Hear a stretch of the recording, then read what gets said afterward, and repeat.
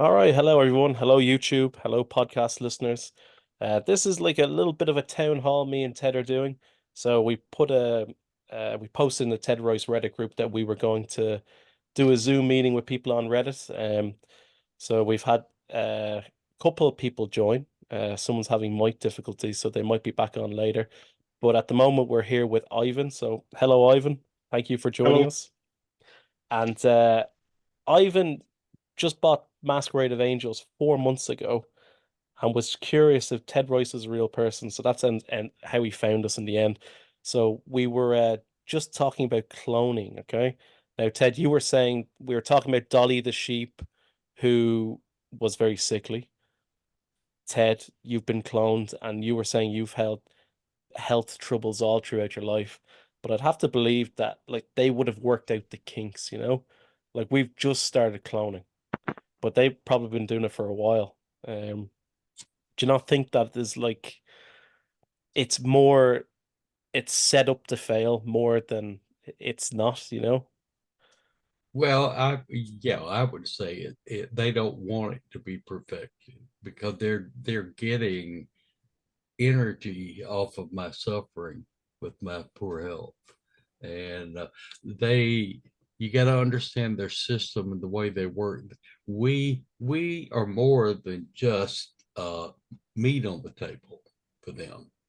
They take energy and they take, I have seen where they have the technology to siphon off all the different layers of our emotional bodies as we think and react with our soul, which creates the emotional body. You get pink colors in your aura structure for love. You get blue for spiritual healings. You get different levels of green, and the darker these colors are, the unhealthier we are. And so they siphon off these colors, but these colors are actually just forms of energy. So we're giving them much, much more than just meat on the table, much more than just being food for them. Just 2 seconds. I just have to reply to this message.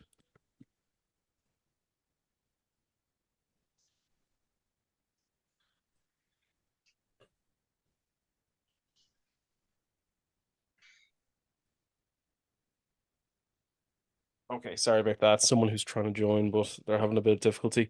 Um, so Ivan, you recently bought Masquerade, okay?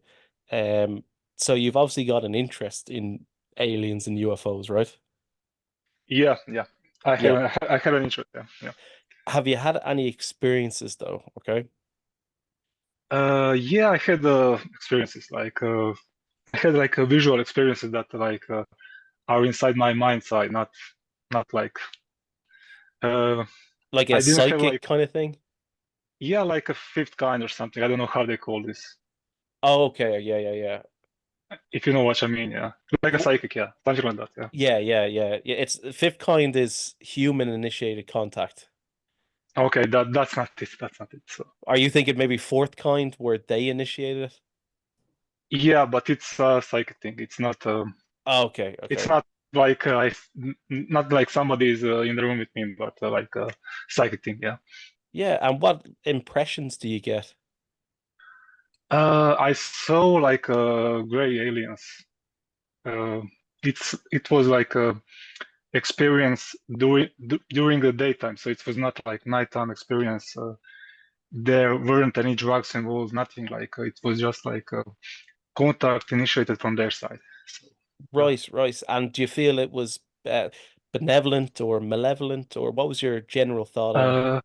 Uh, I don't think they think in these terms like good and evil. I think they're beyond that. So Yeah, yeah, yeah.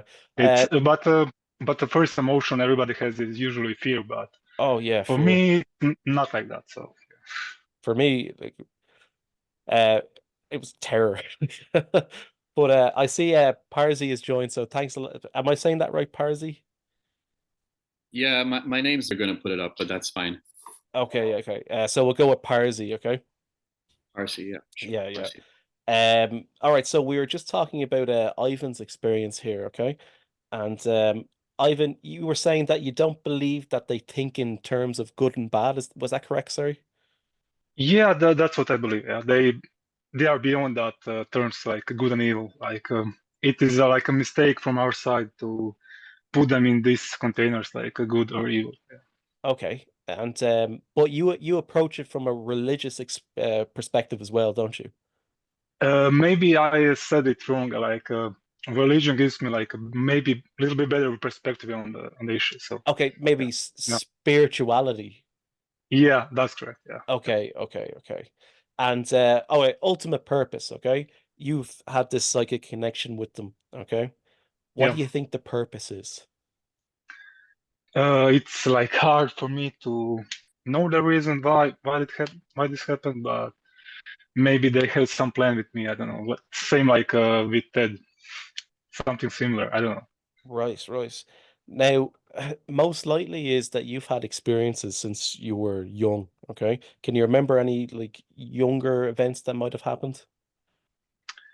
No, no. Like everything I had was in my maybe late 20s. So Yeah. See, yeah, when I started first researching UFOs, okay, I was like, this can't be real. And I got into like Carla Turner and all of her stuff. And it wasn't until years after I was looking into it that I was like, actually, something weird did happen to me before. And then I was thinking, actually, this other event did happen after that as well that I was always very confused about. But it was years before I fully like understood what was actually going on there. You never Um, told me about that. I did, I did. You This did? was yeah, ages ago.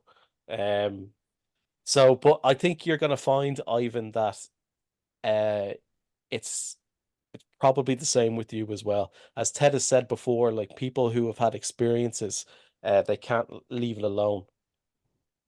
Um, Ted, have you got anything to comment on that? Mm, Nothing. well, no, ask me a direct question. We covered so much here, I'm a little lost. Okay. The um Ivan, just how much time have you got? Can you be here a while, can you? yeah, yeah. I'm free. So Oh, yeah, okay. All right, here, look, let's just put this in the back burner for the moment. Because I think Parsi, you've only got a limited time, don't you? You've only got like 30 minutes or something. Yeah, I think I can stretch it out to about maybe about 40 minutes because I start work. But yeah, I've been dying to speak to you guys. So thank you, Ted. I know our times are You're kind of all very over. welcome. I'm glad that we're chatting here for the first time live. That's good. So have you read Masquerade yet? To be honest, Ted, I'm actually really afraid to start reading it because I've been watching your interviews and they affect me deeply on an emotional level with the things that you say because I've seen all of that in my regressions.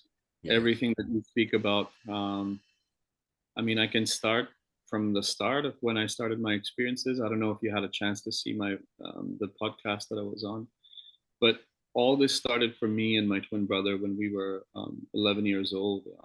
We had no points of reference for what aliens or UFOs were. So we belong to a minority called Parsis. Parsi Zoroastrians. I don't know if you've heard about them, but there's only about 100,000 left of us in the world. And so my ancestors, they immigrated from Iran. So we were born in India, me and my twin brother. My dad used to be in the Navy. Um, so we used to live in this building that was a 6-story building, and we were on the third floor. So I remember this night as well. It was about 7 p.m. And I was playing with my toys in my room. And the way that the apartment is positioned, it's imagine just like a straight line, a rectangle, and then on the side there is a wraparound balcony, okay, that you can walk outside on. So I'm in my room. It's about 7 p.m. and then all of a sudden I hear this really deep humming that I've never heard in my life. So it's not like a plane or a helicopter. It's unlike anything I've heard. And feel it vibrating in my body. And something says to me, "Go outside." So I go outside and I'm looking up at the sky. And this thing was about 6 stories up. So it was so close to us. And I was just shocked that no one else could see it, or maybe someone else did see it.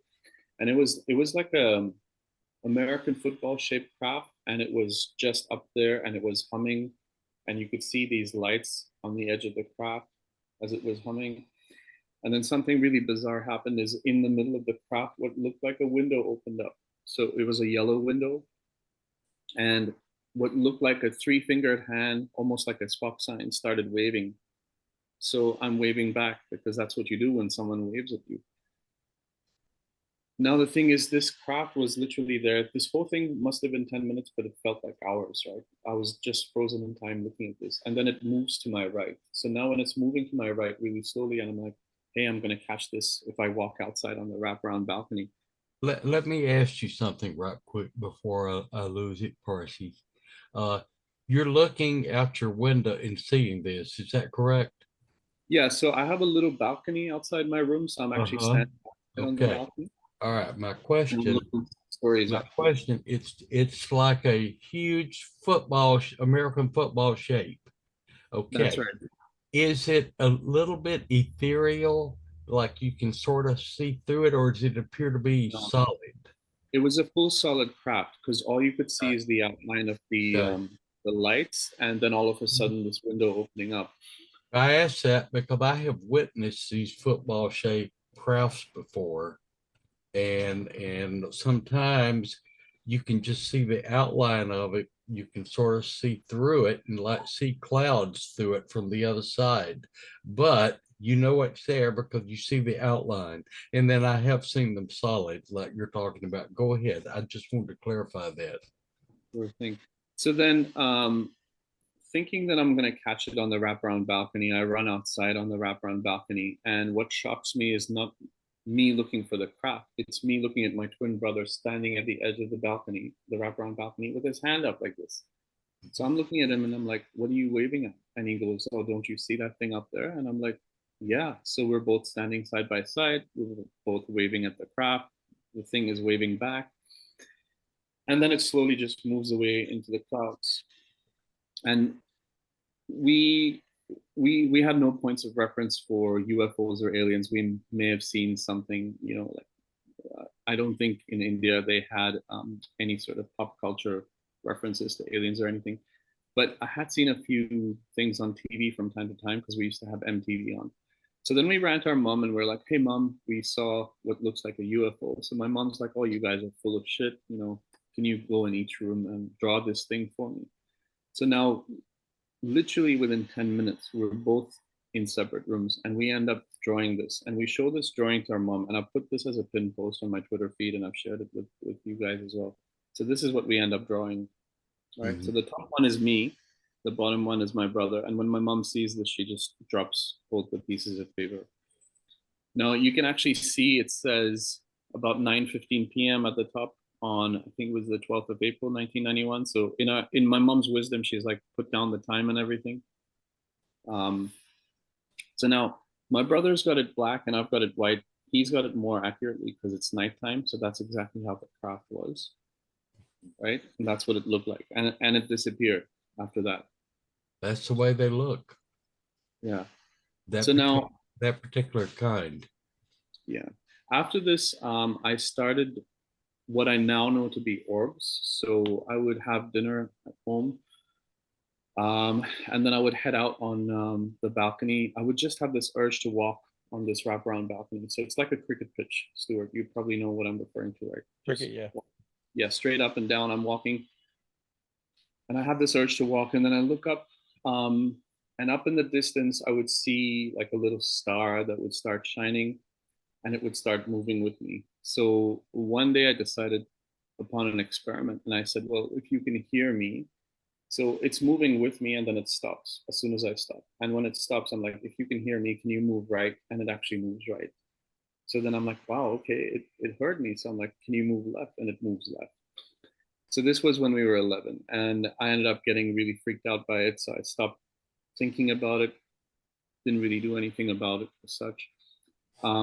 We moved around a lot. So my dad moved us to New Zealand for 4 years when we were teenagers. It was really, really a difficult time, moving to a new country, trying to acclimatize yourself with new people. Um, the only thing I can remember happening during that time is sleep paralysis. So I would sleep, I would wake up, and what I would refer to it is a tall, almost looks like a tall gray with wispy hair, kind of looking at me from the side, and it was very terrifying. I would look at it and I would close my eyes, not trying to make any contact with that. We then moved to Australia on the Gold Coast, and this was about 2000, roughly about 2000. So we bought a house from a person that was a rabbi. So I remember this gentleman. He was in his full garb. I remember getting the keys for the house. So rabbi, his wife, and his baby. We get the keys. We move into the house. About 3 months later, everything starts again. I wake up one night, and the physical sensation that I can describe to you is somebody being in your space. So I wake up in the middle of the night about 1 a.m. and at the edge of my bed, I see what looks like a golden outline of the rabbi, his wife, and the baby standing at the edge of my bed. And I'm freaking out. I'm like, I think I was thinking that they probably passed away and they've come back to their house where they were living. So then I'm praying. I'm not religious. Being born into this religion called Zoroastrianism, so I wasn't religious, but I started praying. I'm like, oh my God, I'm seeing spirits. I don't know what's happening. I respectfully asked them, can you please leave? But they were just there. They were just standing there. I started hyperventilating. Now, me and my twin have been very close all our lives. So we were staying in a room in our bedroom. I was on the left side, he was on the right side with a dresser in the middle. So we had king beds. So the next day, I tell my mom, "Mom, you won't believe what I saw. I saw the spirits of these people," and she started praying. She was like, this isn't a really good thing." So then I asked my brother, and I'm like, "Did you see anything?" And he goes, "Yeah, but I'm not ready to speak about it." So then 3 days later, me pestering him, I'm like, "Come on, man, you've got to tell me what's going on. What have you seen?" Um, So then my brother describes to me, he says that he wakes up in the middle of the night and he sees a black winged being, like a giant bat with red eyes, big wings, sitting crouched on my shoulders and over my chest, just looking down at my chest. Do you know what those are called? That particular alien? They're the Mothman. Mothman, reptilian, I'm not sure what they are. Mothman, there was a movie made, if you ever get a chance to watch it, the Mothman Prophecies. I've seen it, yeah. They portrayed the Mothman quite well, but I'm familiar with it. Go ahead, but I'm just acknowledging that I know what you're talking about. I've seen it before also. Yeah, so then, so he's seeing this thing sitting on my chest, and in my 20s again, I was going through a really rough time, and every time that I was awake, I felt like something sucking the energy out of my heart space. I would always feel really depressed. I had really bad luck with friends, career, family, everything. So my brother says that he looks at this being notices him looking at, they make eye contact, and he describes it as a huge bat with red eyes. And he says that once he makes eye contact with the being, it spreads its wings. So it's a huge wingspan and it flies off. And I'm like, wow. I'm like, I don't recall seeing any of that. And I said, did you see anything else? And he goes, yeah, there was people that were standing at the edge of your bed.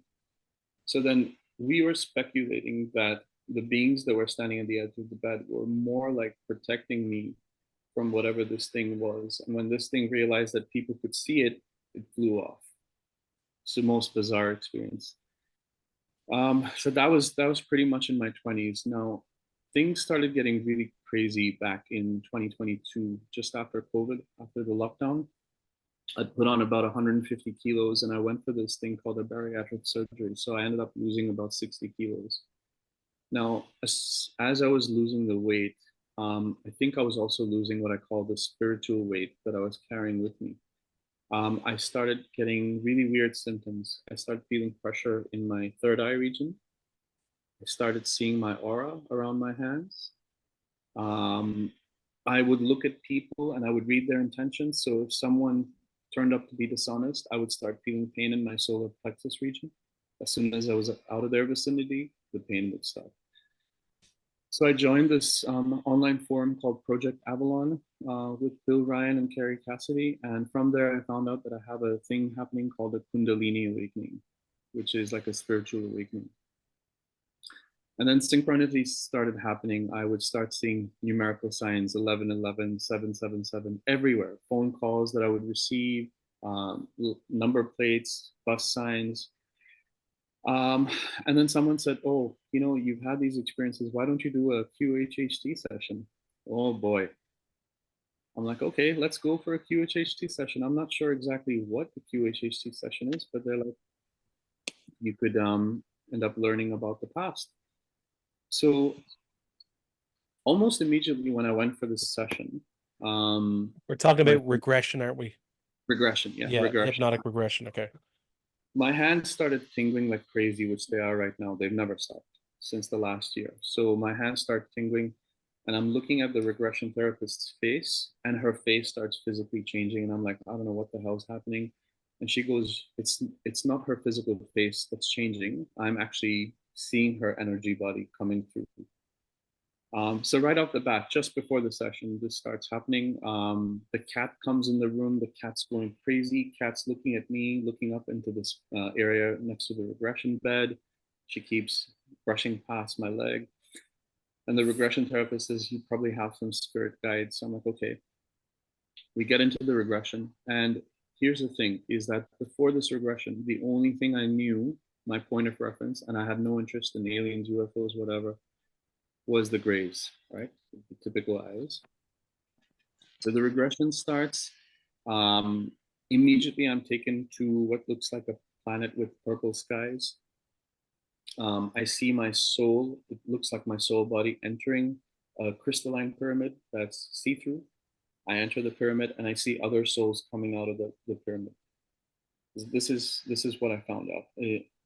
As the souls are coming up and my field of vision goes towards the sky, a word forms in the sky, Lyra, Lyra, and behind it, what looks like a very feminine gray alien, but it's almost like she's in gray. She's very feminine. She goes, I'm your Lyran mother. That's what she says when I ask her, who are you?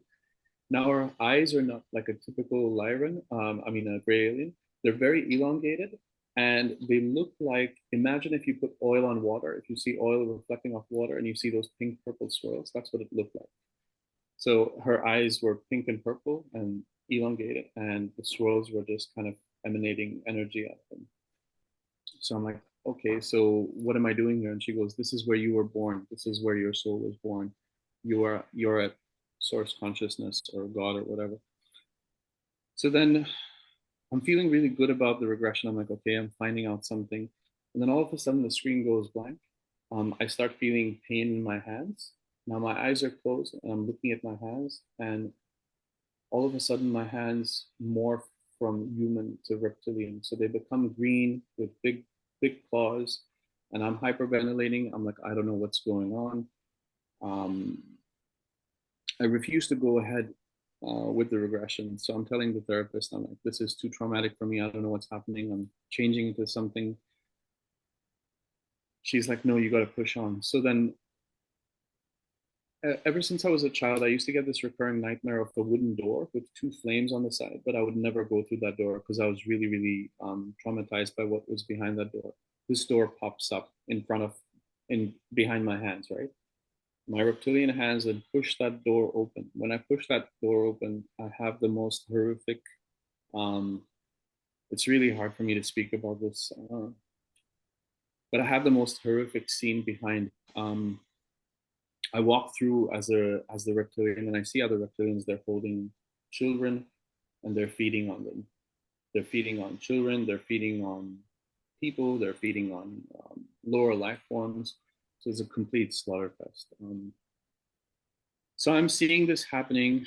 I'm hyperventilating through the whole regression.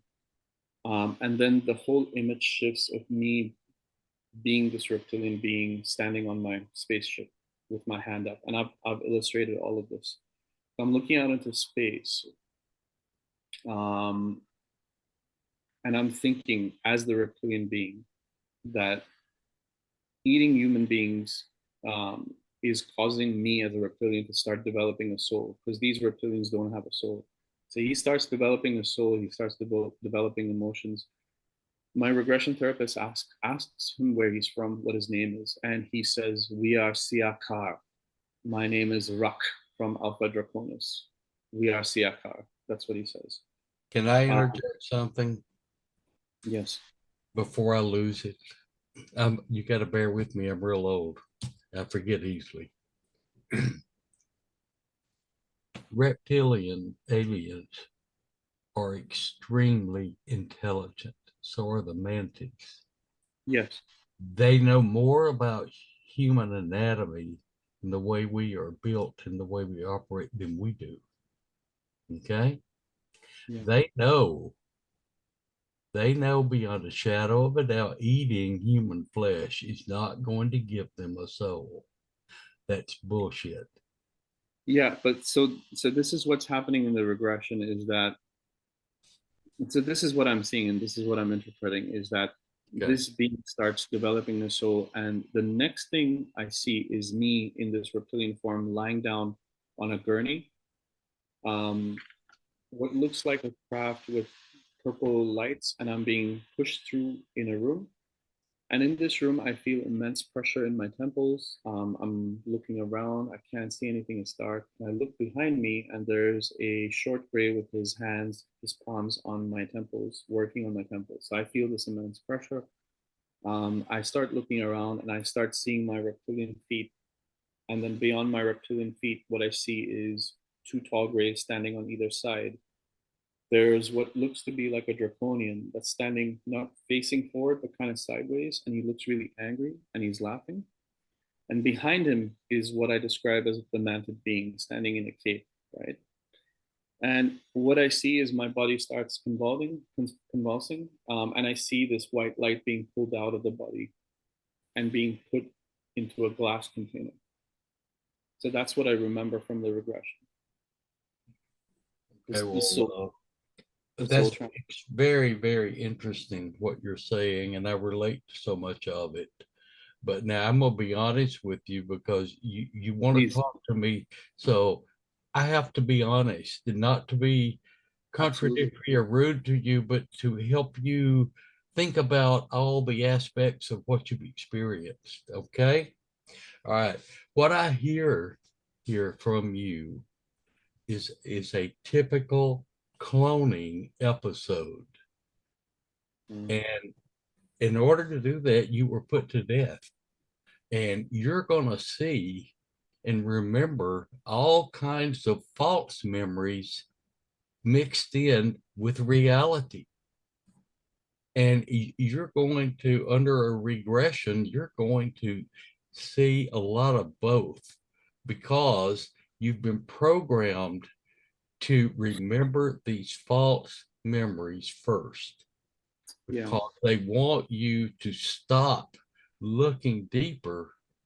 And that's why they camouflage all these abductions with false memories. Almost every abductee I've ever talked to experiences a lot of false memories. I don't know if you're willing to see your hypnotist again or not, but I know when I worked with Barbara Barthlick in mine, we looked at some of my episodes 3, 4, 5 times over a period of 2 or 3 years, not looking at them one day and the next, but space them out. And every time that I looked at these, I was able to go through the false memories easier and easier. Once your brain gets acclimated to deciphering the truth from a lie in these episodes, it gets easier and easier for you to see that. So I just want to share that with you. Thank you, Ted. I'm a little rushed for time. I would really like to speak to you both a little bit more in depth, but I'm going to show you something. So after this regression, the therapist said that you're gonna feel sick, physically sick, because all this is coming out, and I didn't believe her. So I went home almost immediately. I vomited. My eyes turned red, like I had an allergic reaction. So I was in bed for one day. And then things started going crazy. My brother says he calls me and he goes, I need to share something with you. And I'm like, what do you want to share? So he says he was getting off the bus from work and he had his phone with him. Something told him to look up. So he looks up at the sky. And when he looks up at the sky, he just randomly takes pictures. I'm sorry, but this is so if you look, there's a street light and there's something like a white dot there. Yeah. Now, if That, you zoom yes. in on that white dot, it almost looks like a craft. See that? Yeah. That looks like the shape of the craft that we were seeing when we were kids. So then they tell him telepathically that, oh, we've always been watching over, we're watching over you since childhood. Now we don't know who they are. So then after this, I started getting thoughts in my head. A voice would say, like I'd close my eyes and I'd see a reptilian eye. So I'd start drawing it out. I draw this. This is the eye that would. These are the eyes that would come to me when I close my eyes. Reptilian eye. Okay, well, those are reptilian eyes. They I'll show you. all of them that I've seen, and I've seen a lot of them, especially the draconian. Now, Yep. that reminds me very much in Masquerade of Angels. You will read where Carla Turner wrote about an episode I had with Valmo, and Valmo was a draconian who looked just like that. And there was also a rape and a cloning going on with that episode with him. And from the psychological issues that you've expressed here in your depression after these, that's normal for a type of abduction like you've had. And so don't punish yourself for having it. You're reacting to God only knows what all happened to you that you don't remember and that you consciously don't remember. So you got to take this small doses at a time. Yeah. So then one day I started feeling really dizzy, and this voice started telling me, Draconis, remember who you are. Remember who you are. And I was saying, oh my God, get out of my head. I can't take this shit anymore. My hand starts shaking, and I tell my wife, bring me a notepad. And I start by drawing just the eye. It just looks like the it starts off with the eye, but it ends up being this face, and it really shocked me because I have no point of reference for what these beings are. Yeah. Right. Right. Well, one of the things that I've noted to Carla Turner when we talked about my episode was the very, very sharp teeth in the draconian's mouth. And you're showing that in your diagram. Yeah. So then after this, I was asking people, what do I do? How do I get rid of this attachment? So I started doing meditations. I started doing Joe Dispenza's walking meditations just to help with the self healing. Now, what I was finding was people, there's a whole love and light crowd saying, "Oh, aliens are going to come and save us." It's a load of horse shit. And then you have the crowd they're here to kill, rape, and murder. So I don't find that there's any balance in the narrative at the moment, and that's what I'm trying to have some kind of sense. So I started doing these meditations, and two things started happening. I started getting visions of an owl-shaped alien or an NHI. Right. That's common. I've had owl experiences too. So as soon as I drew this owl-shaped alien, the very next day I ended up going to an antique store, and the synchronicities blew up. I started seeing little figurines, drawings of owls, illustrations. So I started taking photographs, almost 3 hours of that. And then the orbs started again. So I would go out on my balcony here. I would just meditate, and all of a sudden, where the Orion's belt region is, I would start seeing green, orange, like blue colored orbs. And one of the orbs looked almost like I'm just trying to find a photograph of this. One of the orbs looked like a drone. So it looked like a little red flashing drone going across, and I took a photograph of it. So this is what it looks like. right? But then I ran a filter through it. I'm going to show you something which really blew my mind.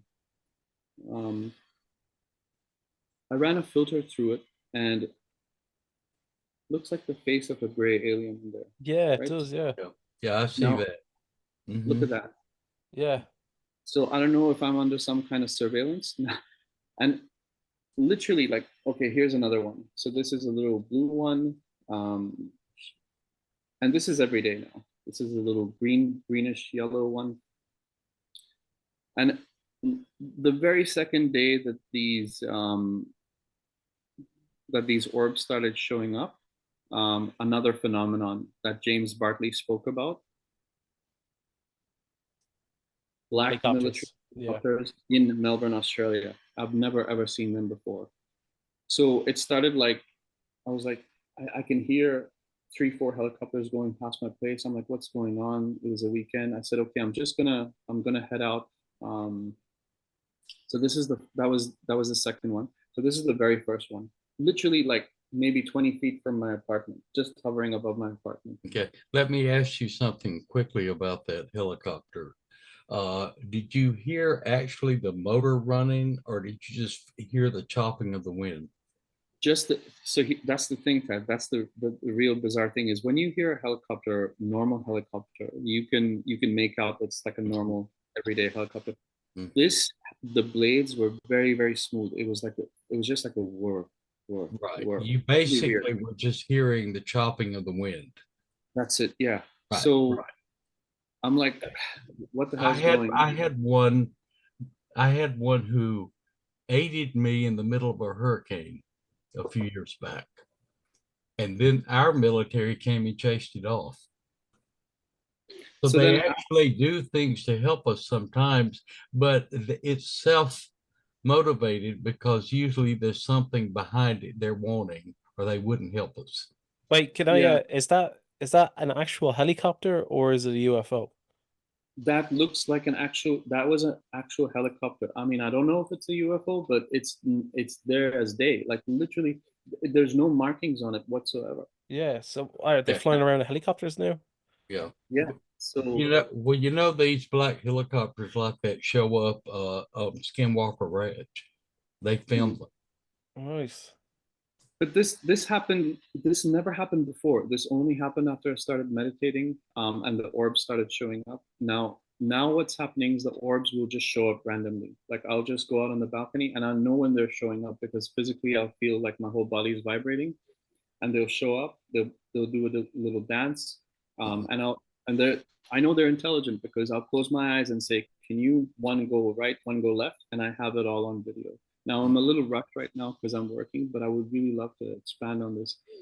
I did a second regression with Mary Rodwell just recently, and in that I think I was shown a very deceptive version of my events again, which was of the love and light category. So I'm going to keep this really brief. Second regression I did 2 weeks ago with Mary Rodwell was very different from QHHT because she focuses on the current life. So in this current life, almost immediately I was taken to a grassy field. And in the grassy field, I'm looking around. I can see the constellations. I can see Orion's belt where the orbs are coming from. And right next to me is a very tall mantid, an ancient old mantid. That's the feeling that I'm getting again in a purple cape, and this time with a walking stick. So I ask him, I'm like, what am I doing here? And he goes, I'm going to show you your purpose and what's going on. I'm like, okay, so what's exactly happening? And he goes to me, he puts one of his hands on my heart, points his other hand at Orion's belt, and from Orion's belt comes this craft. So I asked artificial intelligence to draw up what I was seeing in my mind's eye. So this is what it looked like, right? So Mhm. I'm standing there. The being puts, it kind of looks like it's got its hand on my heart. And this triangular golden craft comes down into the field. When the triangular craft comes down into the field, 3 of those owl-shaped, owl-headed NHI come out of it. They're all dressed in gold. And they take me on the craft. They say, come with us. And I'm like, okay, where are we going? So they say, okay, we're going to take you somewhere. So we're going up in the craft and we enter what looks like the sun, looks like a big orange sun. We go into the sun and I'm feeling really peaceful. And I'm like, what are we doing here? Why are we at the sun? And they go, we're not at the sun. We are at the all, ALL. And I'm like, what do you mean by the all? And they go, all is what you call in your language, God consciousness. So I'm like, what's the purpose of me being here? And they go that we are the beings that are the ones that are watching over you in this life incarnation. You are one of us, and you're helping us spread the word of the agenda against the reptilians, which again could be a load of bullshit, right? And this is what they look like, Ted. Mm-hmm. Then I asked artificial intelligence to kind of make up what I was seeing in my mind's eye. And this is where I am right now, trying to make sense of this madness. Well, all I can say to you right now is all that glitters is not gold. Absolutely. Okay, you ever heard that? Okay. Yeah. All it right. says it right here, right? Okay. Masquerade Right. angels. That's right. Okay. They are masters of deception. The more they can have you as this mantis standing there appealing to you that you are part of them in that way, the less you resist. The easier for them to eat you, clone you, rape you, do all these things that demons do. Yeah. They win you over. Don't be suckered into it. Do you believe in angels? Do you believe in God in any way? I believe there is a God, that's for sure, because there can't be All good right. without good, right? But is the God you believe in, do you believe that God cares about us? I'm sure he does. He or she does. Okay. They would have to, All otherwise right. we would, Well, right? I'm just saying that we are protected through that source, and the demons that broke away from this God and revolted, their whole entire mission is to deceive us, use us, feast on us, take our energy, use us for sex, lie to us, do everything. That's their whole mission. And they will take you to Mars and show you what Mars looks like. And that turns out later to be a false memory. Yeah, absolutely. Walk cautiously, my friend, with what, because God is not going to approach you in any way like that. If Absolutely. God works with you, it will be so subtle and sweet that you will never know you were touched by God. Okay? That's why people say, where are the good aliens? They're dealing with us all the time, but they don't present themselves. They don't want to frighten us. They don't want to use us. They do it in a godly way. You don't lose track of those thoughts, my friend. I won't. But these others are taking you down a path of destruction. And before you go, I'm not trying to get into your personal business, but I must ask you this. Are you in a personal conflict right now about changing careers? Uh, well, look, I'm in a career, I think, because I need to earn money. This is the first time I'm showing my face on a public platform. It's been extremely difficult to come out, but I think you kind of helped me. Okay. Well, okay. The reason doing I this. ask is showing in your aura. I see your aura very, very clearly. And I see all the colors in it. It's really very healthy. You have a healthy aura. But I see this one color in there that's affecting your career. And I had to point it out to you because once you make decisions about it that will give you peace of mind, this will clear up and you're going to feel better psychologically. Okay. And I'll let you go on that. Thank you, gentlemen. Look, I'd love to speak to you both at length further. We'll do it again. If Stuart's willing, we'll do this again Yeah, later. of course. Yeah. Fascinating. Absolutely fascinating story, Parsi. It is. Guys. And look, I'm on, if you go on Twitter or X and you look me up, you'll see all the videos and all these illustrations that I've put up. And I'm just trying to find answers like the rest of us, right? Of And I think course. we'll all Yeah, together. I'm still searching, my friend. Still searching. Thank you so much, Ted and Stuart. Yeah, Thanks a lot, man. my pleasure. Bye bye. See ya. But Bye.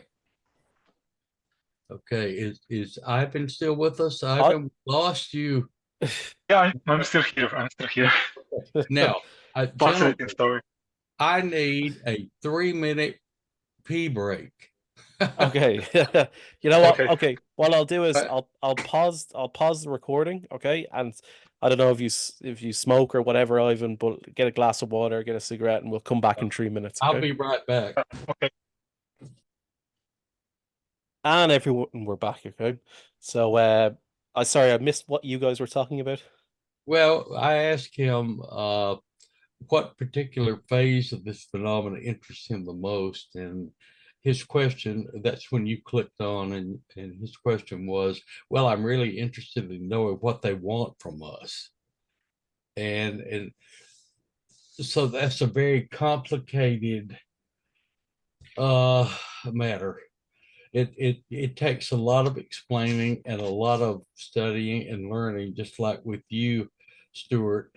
You might answer that for him better than I would, since in the last 2 years I brought you from, I don't know where I brought you from, but to but you now see things just like I do, and it took you a while to get there. So what can you say to Ivan here that would help him get that answer? Okay, Ivan, how long have you been looking into the UFO phenomenon?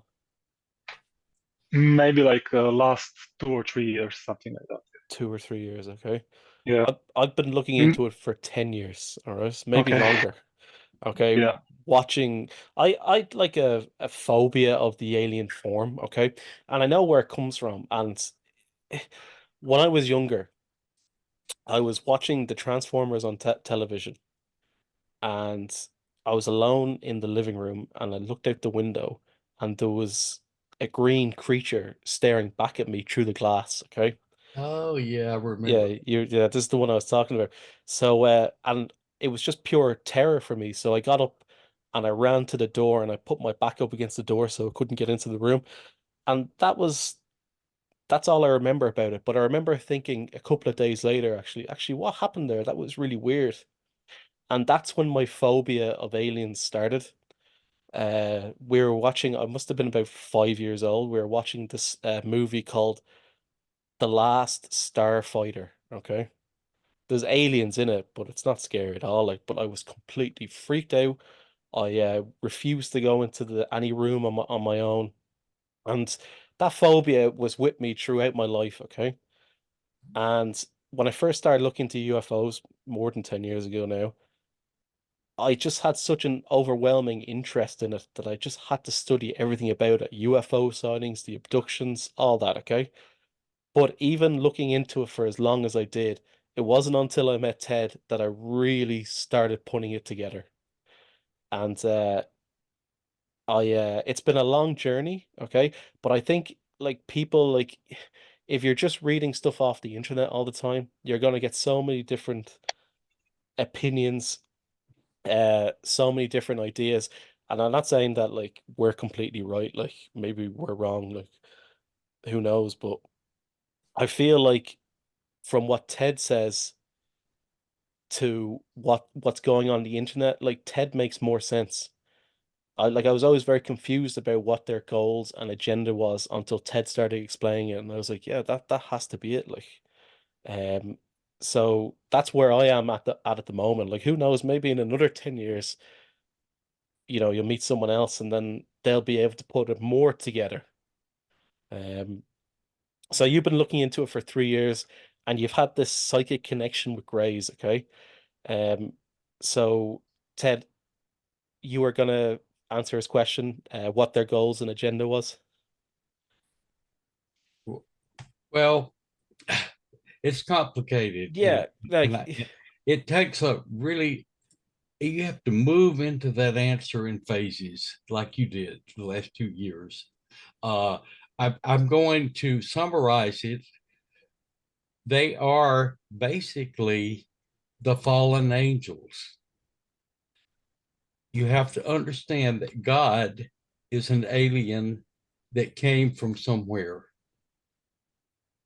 and created this life force, manipulated primitive life forms on this planet. They created reptilian creatures, and God was using them to do his work. Okay. Well, when these reptilian creations of God found out they were being used to manipulate humanity because spirits in human bodies are being beat around and beat up on by these angelic supposedly beings, so that the spirit actually learns. The process of learning for the spirit is not done through being in spirit. It's done through physical contact. That's the only way it knows that, for example, that fire will burn the human. The spirit won't feel it if it puts its hand in the fire. So they learn by being in the human flesh. Okay. All right. So God wants these creatures to beat up on humans so humans will learn. And when I say beat up on, I mean rough them around, treat them like dirt, create uh, scenarios in their lives which are painful so that people learn how to love, how to hate, how to feel, learn all these different things. And we were giving a soul, a creation by God in our bodies, which corresponds with these actions that we're taking as humans, which allows us to feel. Okay. I'm probably losing you, but it's very complicated. But then a group of these reptilians found out that that was only their purpose. And when God was through with that program, they were going to be destroyed. So they revolted.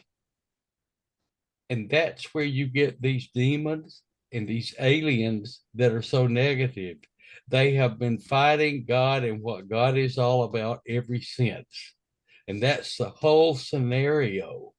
And in doing what they're doing to us, they are actually still doing God's work for him, Yeah. I think if because you, we're learning from their intervention in our lives. yeah, I think like Parsi's a great, it would be a good example of this. Okay. He's got past life memories of being a reptilian and being a Lyrian and all this stuff. Okay. But what does he actually gain from knowing that? All right.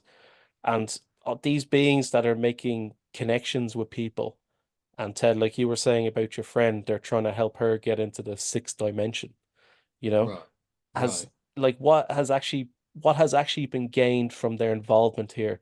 Because they often say that human beings aren't ready, that an alien walking among us like would be discriminated against, and they're just not ready for it. Like, but they're perfectly willing to interfere in people's lives.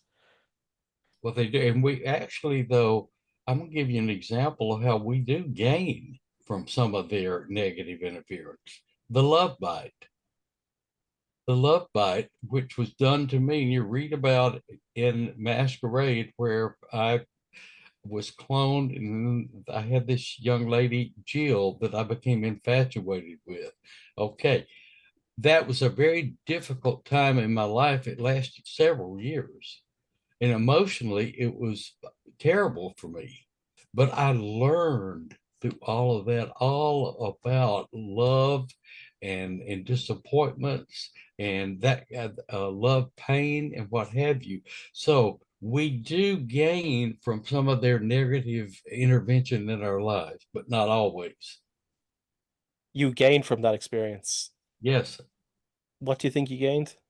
knowledge of what it's like to be rejected, knowledge of what it's like to feel emotional pain on that level. And so what the way it helped me was in the future when I became involved with somebody emotionally, I had more control because of that experience. I didn't become uh, a puppet to that situation. I took control and let myself control this new relationship instead of the deception of all the pain and agony and praying every day to God. I know you brought me together with this girl, but so why is it not happening? Why am I feeling this way? So yes, I did learn, and I think Laura and Eve Lorgan would agree with me on that. That the love bite is a horrible, horrible thing for us emotionally, but we actually do learn in the long run. Yeah. So Ivan, you were talking about your experience before where you had a telepathic connection with a gray being. Yeah, Was that yeah, correct? Uh, yeah, what that's correct. what do you think was the purpose behind that, and how did it come about? I was on my job working, and I see this vision of a gray alien, and I think this being was in a craft or something, and the motion of the being were like slow motion, like slow motion, slow moving. I think that's because maybe they are from another dimension or something, and it's showing that way to me. Like I can't perceive them in real time, but they had extremely slow movement, like they're moving through water or something. Yeah, yeah, And it yeah. was just one being. It was not many beings. It was just one being, but it was typical gray alien, and it had a yeah. That's it. Yeah. And how? It's hard to give more details because like it's typical gray alien being. Yeah, Yeah. but how did you feel from the experience? Did you feel loving from it, or did you feel something more negative, maybe? Um, like it's hard to get any emotion from this visual experience because their faces are emotionless. There is no, they don't have muscles in their faces, and they can't express emotions like we do. So Yeah, right. And it's hard to like Ivan, read their face. Yeah. yeah, I'm just gonna throw out there quickly before I lose it. They don't have a soul. They don't have any feeling. So you're experiencing the numbness emotionally within them because they are no more than a frog that you would see or a lizard that you would see in your yard. Uh, they don't have any feeling. They're totally dead. And so, yeah, when you look at that face, you don't see anything in their eyes or anything. There's no soul there for you to feel. Mm, maybe you're right, but I think they maybe expressed love, but it's hard for me to like analyze because their faces they can't show emotion on their faces like humans do. So I don't think they don't have emotions. Maybe they have, but it's hard to express them on these gray alien bodies. Yeah. Yeah, if they could communicate telepathically, they would have lost. There'd be no reason to make faces. Like there'd be no reason to smile or to look angry, to frown, none of that, because they could just communicate thoughts anyway. Yeah. Uh, Ted, do you think that might be an evolutionary thing, or do you think that they were always just in that form? I really think they were created that way. Their job wasn't to feel anything. God perfected we humans. He put the spirit that we have in these bodies for us to learn because we are part of that God creation. We came from the same place God did. These the alien beings, these reptiles, they didn't come from there. They were created after God came here, and He created them to be servants. Hmm. And that's why they were angels. Another word for angels is agent or messenger. And so they were created to do God's work. They weren't created to be like God. Yeah, yeah, yeah. And so they don't have a soul. God didn't see that they needed one. Reptilians smile. You've seen reptilians smile, right? No, No, never. no. The one I saw, I'm pretty sure, now this is years ago, it smiled at me through the glass. Well, that could have been an illusion too. Hmm. True. I was talking to Ted about my experience, and he thinks me getting up and running for the door is actually a screen memory. I think it was. I think you got had, kid, right there. So, but in Ivan's case, do you think there's anything else going on here other than just telepathic Well, communication? he had that. You said that was what did you call it? A vision? Yeah, it's a daytime vision. Yeah, Okay. like All right. visual A experience. daytime vision that was telepathically sent to you. So if they telepathically sent this to you, more than likely you've been abducted and you have implants in your head, in your brain, because that's how the telepathy works. They Mm, they do that telepathically through their sophisticated technology of implants. That's how they I don't. talk in our head. That's how we hear them when they're not moving their mouths and not saying anything, but we hear what they're saying. So if you receive this vision, at some point they had to prepare you to receive this. So you've had a previous contact, in my opinion. Maybe you are right, but I don't know. I really don't know. And I just wanted to say one thing. Like you said before, like they are not loving and they don't care.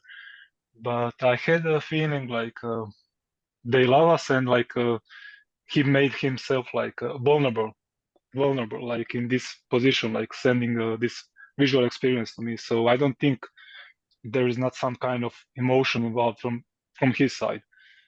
I think there is emotion. I think this emotion is maybe love, but it's hard for me like to read it, to Mhm. Well, because if I see you smile, I know. If I see like your muscles around your mouth, like making something, I know you're smiling or you're grinning, but they don't have these muscles, and so it's hard for anybody to read Yeah, yeah, yeah. their gesture. Yeah. There's been instances though, and this is, have you looked into Carla Turner's work, like or not Masquerade Angels, Taken and Into the Fringe? No, just Masquerade of the Angels. In Carla's account of Taken, she interviews 8 women from all across the United States who've never met each other, but one of them is experiencing intense love from one of the beings. But she later realized that it's just they're just manipulating her emotions, like there was actually no love at all. That's a kind of scary thought, isn't it? Yeah, it's scary thought. Yeah, Yeah. yeah. I'm just wondering, maybe the same thing happened to you. Maybe it's just this manipulation going on. And what do you think about if you do have an implant? Okay, that means they have abducted you before. Do you Mm, I don't have any implant. I don't know. think?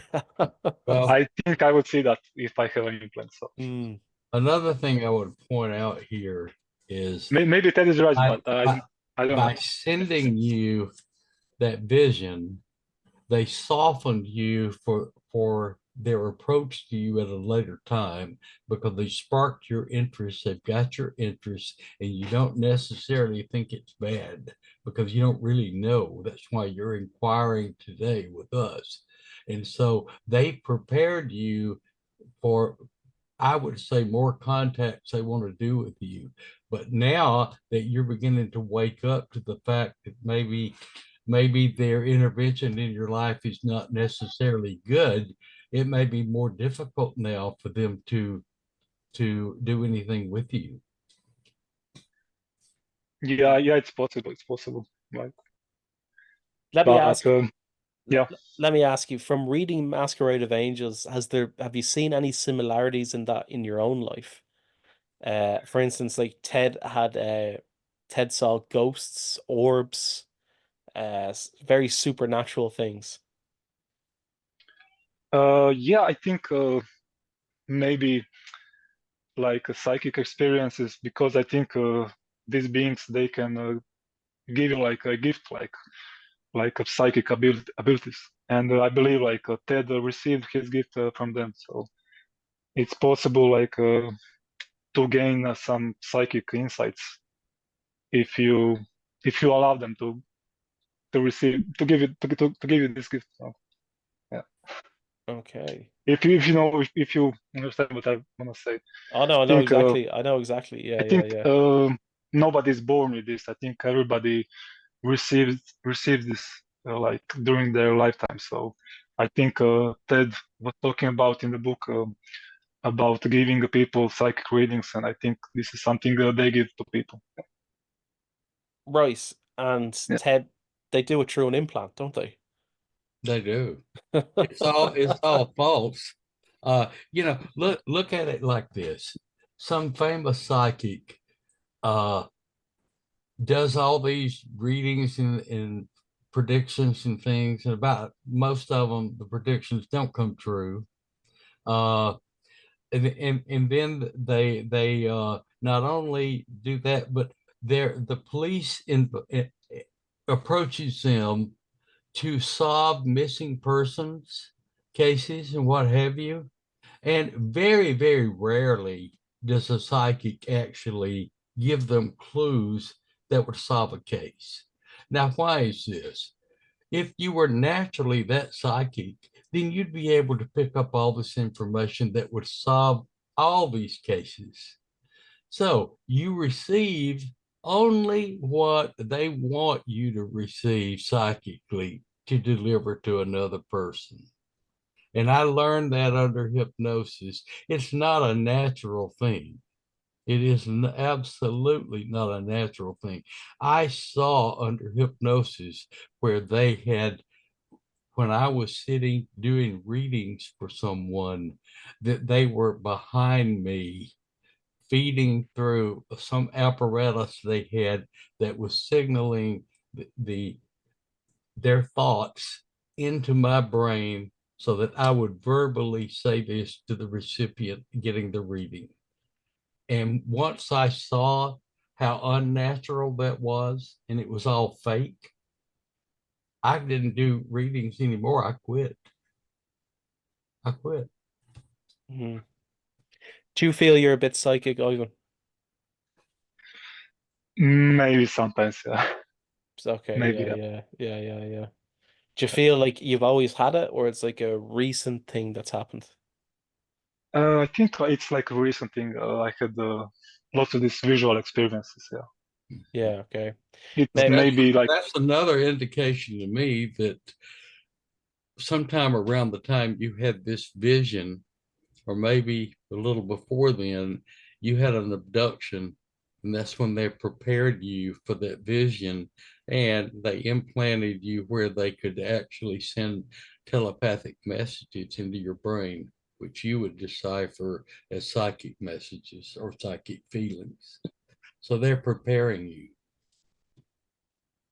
yeah, I don't know, because I live in like populated area. Like they would have to take so much trouble like to do anything physical with me. So I don't I don't believe that.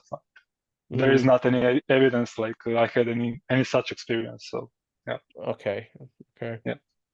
I think Ted was describing in the book like he was living in some remote area or something, some small village or like near the woods, because maybe there is possible to have these experiences, but like in highly populated areas like big towns, I don't think so. Yeah.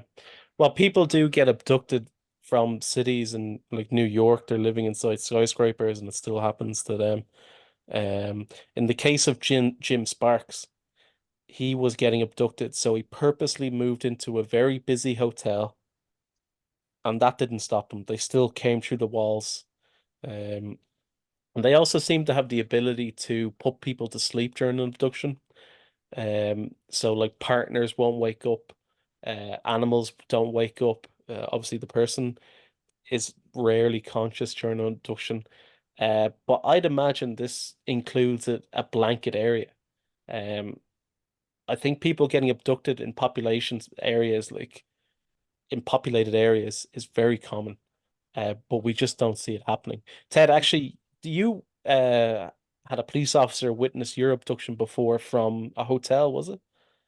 No, I was living in my apartment. That was Yeah, the Balmo abduction. And yeah, he was the police, it was during the night. And he actually, this was on a hillside there in the Atlanta area. And he was in his police car on duty. He and another gentleman that were in the police car, and they pulled off the side of the road because they saw this what looked like a light or something coming down on top of my apartment complex. And they sit over there, maybe like no more than a quarter of a mile away, maybe not quite that far, according to what he told me. And they actually watched the craft lower down in the beam of light, and they actually saw what looked like a human body rising up in this light into this craft. Of course, they didn't know me and they couldn't have described me at that time, but the timing of it, we got together on that time, and it was the same event. hmm yeah. Now, but in saying that, uh, having people around does stop them as well, though. It's harder for them to interfere. We had Victor on the show before, and he was saying that when he went into the army, his abductions pretty much stopped because he was sleeping in a populated army base. In some cases, yes, but let me throw out here, what about the Myra Henson case where she talks about this factory uh, somewhere near Atlanta? I'm not sure where it was, but like 100 people were abducted in a mass abduction, and all these different people were put under hypnosis, and they all remembered being like put on pause where they were like frozen for just even the managers, everybody working in that factory in that area at that time had like an an hour or so of missing time. Yeah. So they can do this, but it's more difficult for them to, it has to be a little more uh, difficult for them to pull that off. Yeah, yeah, yeah. So it was is you the way you were talking about the gray when you're talking about your psychic experience, it sounds like you've had more of them. Was that the only one? Yeah, this one like seemed most vivid to me. Like it seemed most real to me. I had a couple of others, like, but they were not like this. It Yeah, was like yeah. something else. Yeah, Yeah, this was just came through a lot stronger. Mhm. yeah, yeah, yeah. Well, But do you want more contact with them?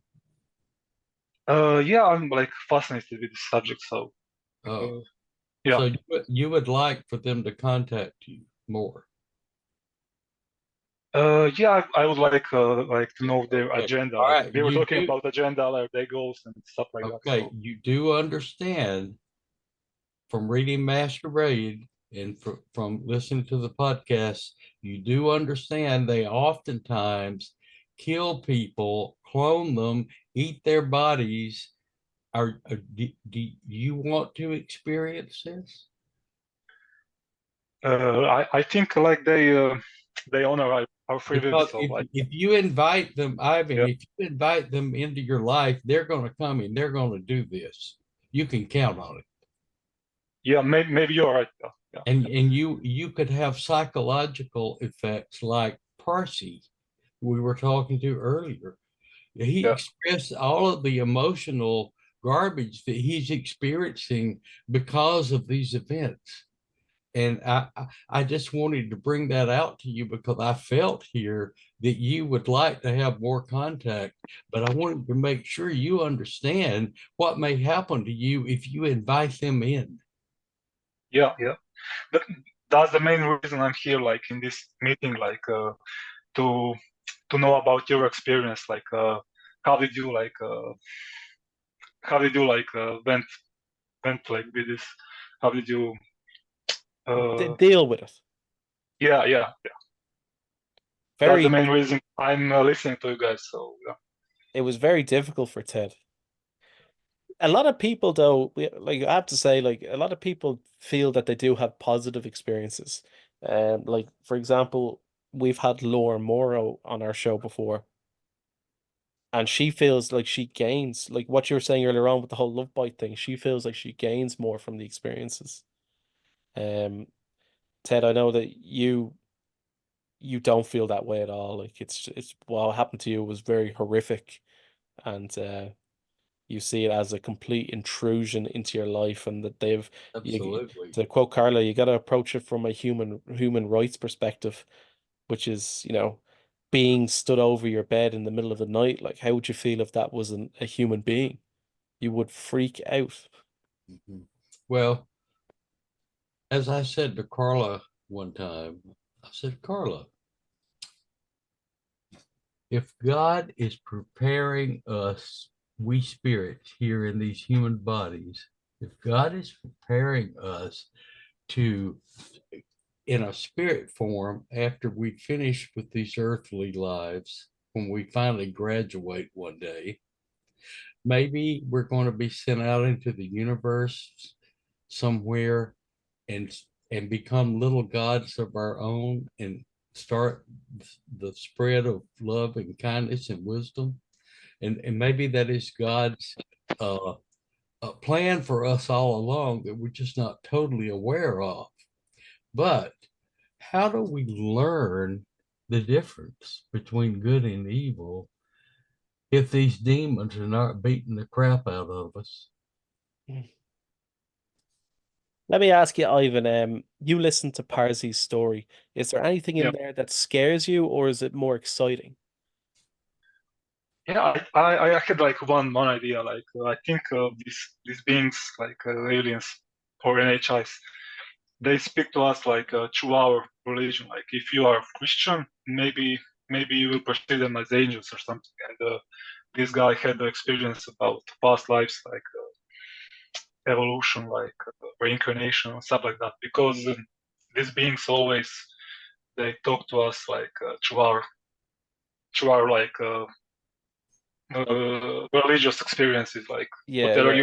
whatever you believe, like they show themselves like in that way. So They if you are Hindi, they will speak to you like in Hindi ways, like Hindu gods. If you're like Christian, you will think of them like an angel or something like that. And everybody has a different experience. Yeah. Yeah, yeah. The core is usually the same, but different experience. Yeah. Yeah. I found they tend to play on what you believe in to get you to go along with their agenda. For instance, I was listening to the Art Bell show one night, and there was a woman on, and I could tell straight away from her interview that she was a very joking person. Okay. And she wasn't exactly having negative experiences from her encounter, but she says that the aliens always joke with her. And one of the jokes they played with her was when they brought her back into her room and they put her into bed, they tucked her in so tight that she could barely breathe. And then they put the cat on top of her. And on the way out the door, they looked back at her and said, "Sleep tight." Like that was them joking with her, but her as a joking person, like she always had joke and laughing. That was how they were reaching her with true humor. They were just playing Can on I, what she believed in. can I interject something? Yeah. Okay, that I remembered. Uh, Clones sometimes are not, when the fetus is born, it's put in an apparatus which expands its growth rapidly. And while it's in that process of growing from a fetus to an adult for the cloning procedure, it's wrapped in a cocoon like material that's very tight. Mm, screen So memory. yeah, so I want to point out that's part of her screen memory, in my opinion. Right. And of course, since she's jovial, likes to laugh, then they telepathically sent things to her, not tickle them or make them laugh, but made her laugh. Yeah, yeah, yeah, yeah, yeah. It's all a Interesting. it's all a farce. Mm. And Ivan, going back to Parsi's story as well, what did you think about the whole helicopter thing? Because he has the video evidence there. It's an unmarked helicopter that's literally like 20 feet from his apartment. Yeah, I read from the book Massacre of the Angels, like Ted always had the experience with helicopters before or after abduction, so I'm not sure. Maybe Yeah, they are like real helicopters, or maybe like they're like UAPs or something. I don't know. yeah, Hard. like I suppose it makes sense, like as a surveillance technique, okay? I don't think they need to do that because they could just pick up your thoughts anyway. I think he proved that when he was saying to the craft to move left and move right, and the craft was doing that. He was just thinking it, so they can pick up in your thoughts. So I don't know what the purpose of a helicopter outside your house would be from them. It's just so. Maybe he was talking about owls, and owls is like a sign you had some screen memory or something. So Mm, hidden memory. Maybe it's the similar thing. yeah, I, yeah, yeah. Well, Ted, we had these experiences in Masquerade that we talked about. One being in Daytona at Marie's house. That's our friend Jason, who's on our link with us, his grandmother. I was there, and the roof opened up, and her friend who was there in the bed, uh, she could see the helicopter and hear the chopping of the blades, but it made no sound. And she saw the grays up there, and they moving on and off. It looked like they were military people, human military 1 minute, and then it would phase into looking like a gray. So she was seeing these things and describing it to Marie and I as we watched this. But Marie and I, we could not see inside this force field that was around her bed. We were standing across the room because it looked as though little streaks of lightning were running all through this force field, and if we had touched it, we were afraid we would be electrocuted. So there was that helicopter, and then there was the event at Carla Turner's house in Arkansas, where I'm spending the night there, and this military guy beams down through a hole from a helicopter who I could hear the chopping of the blades, but no motor running. And he lowers down and he's holding a little boy. And the little boy, he says that we're returning to you what we took from you as a child. And uh, so there was another episode there with the helicopter. So these were unmarked black helicopters that were silent except for the chopping of the wind. yeah, but why helicopters? Well, I think it would make them appear more like it might be. It's deception, in my opinion. They don't need the helicopter to do what they're doing, but it would throw us off to thinking it's our government. Do you think that Parsi might have had an abduction with that helicopter being there? Yeah, definitely. Okay. It wasn't there for just sightseeing. Actually, now just thinking about it, I remember Carla Turner saying that the aliens foster a distrust in the government. Right. Hmm. All right. In closing, okay, Ivan, I'll say that it's not like you're gonna have a choice with these experiences, okay? It's gonna happen to you whether you like it or not. All right. Uh, but it's up to you if you want to limit it or if you want to go ahead and just go full regalia with it. Um, but whatever you choose to do, just kind of think like whatever the ETs tell you, just think, how do I gain from this? I know it sounds selfish, okay? But if they start showing you things of, past lives and things like that with Parsi, just think like, what do I have to gain from this? What do I have?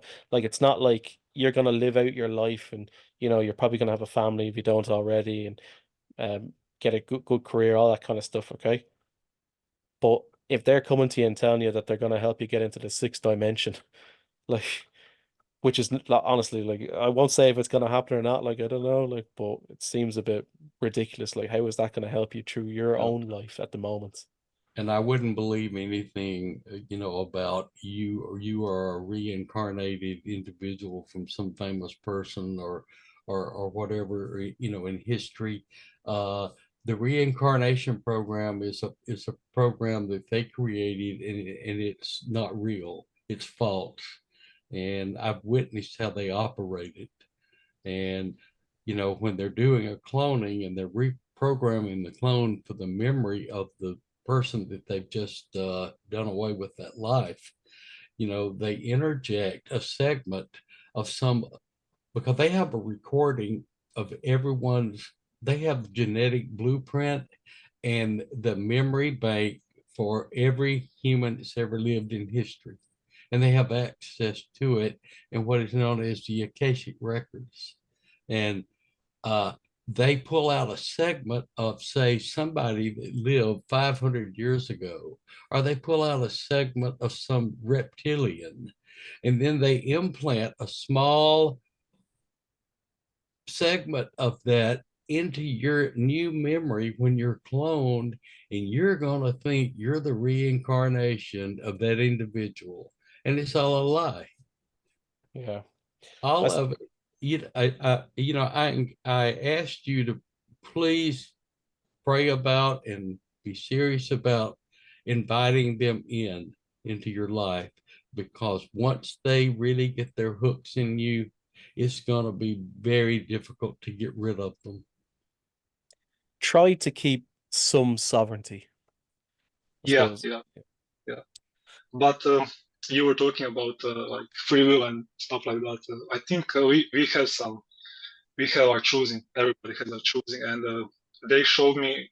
I had another experience where they showed me like they want to give me like this bag thing, like it was like a bag, and I was googling a little bit and I saw like Anunnakis had a similar thing. They had You had an image of an Anunnaki with four wings, and he had something in his hand like a bag or something. A And I bag, think yeah. this is the bag. Yeah, I think this is the gift to humanity, yeah. And they want to give me the same thing. Yeah, Uh, that's the the impression I'm getting from them. Yeah. now I've heard different things about the bag. If you speak to Bruce Cornett, he'll tell you it's what he calls earth sickness. That it's like a medication that they have to take. I don't know. Listen to Graham Hancock. Yeah, the bag is apparently it's a gift. He thinks it's the gift of civilization. He thinks that's what the bag is. But I know exactly what you're talking about. It's on a lot of ancient civilizations. These beings are depicted, and in their hand they've got a bag or an acorn. Um, they explained to me like this, like it's a personal thing and it's like personal for everybody. Like it's not the same. Like maybe it's different for me than different for you and different from Ted, but they explained to me like I had to receive this or I had to reject this. But they are offering to me like this bag, this gift. Oh, So yeah, oh, that's interesting. yeah, and the being that is always shown in this experience is like a childlike being, like like a child. I had impression of him like he's some sort of a child, like, and he's bringing this gift or something. Yeah. Hmm. Ted, have you ever been offered this bag as well? No.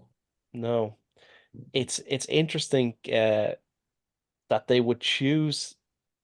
Let me ask you, okay? Did you know anything about the Anunnaki before you looked into aliens, before you had these experiences?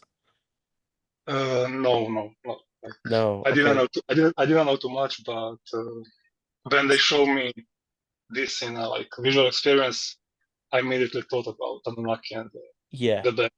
Yeah. Yeah, yeah. So they showed you this and then you went out and researched it yourself. No, I didn't. I just saw the picture, and that's the same thing they're showing. Hmm. You told me about this guy that told you like it's a gift to mankind. I never hear about this guy. So Oh, Graham Hancock, yeah. Graham Hancock. Yeah. Okay. Like I was saying with they could just be playing off what you already know. Hmm. I'm not sure because uh, you I think it's like I'm getting positive vibes from him. It's not all negative like Yeah, yeah, yeah, yeah. some people are saying, and I believe maybe it's possible. Maybe they want to give this gift to everybody, and you have to receive it or reject it. It is Yeah. your free will, everybody's free will. See, the thing is, I feel like if you reject it, they're still not going to go away. Yeah, I think maybe they will. I don't know. Hmm. All right, well, you have a decision to make by the sounds of things. Yeah. All right, do you want to say anything in closing, anyone? No, I thoroughly enjoyed talking to you, Ivan. Very interesting. Yeah. Me too. Yeah. Stay in touch with us. Yeah, do keep Yeah, in touch. I will. I will. Yeah, I'm listening to your podcast on Spotify, so it's a very interesting podcast. So Great, yeah, thank you, thank you. If you have questions afterwards, later, you yeah, contact Stuart, and he'll contact me, uh, okay, and we'll try to help you. Yeah, okay, keep us updated, yeah. yeah, sure, sure. All right, till the next time, listeners.